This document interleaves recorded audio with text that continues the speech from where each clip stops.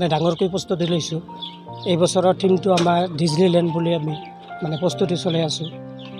আশা কৰোঁ সকলোৰে সহায় সহযোগিতাত ভালকৈ কৰিব পাৰিম আৰু কি। কিমান লাখ টকাৰ বাজেট এতিয়া মিনিমাম ধৰক 15 লাখ টকাৰ বাজেট আছে। কিমান দূৰ আশাবাদী আপোনালোকে? আশাটোত ভাল, আমি 2 বছৰ যিটো কৰিছোঁ আৰু কি অসমৰ মানচিত্ৰত এটা স্থান পাইছোঁ আমি, সেইবুলি এইবাৰো সেনেকুৱা হ'ব আৰু কি, ডাঙৰ হেৰি পাম আৰু কি। बोलिए दुर्गा माँ के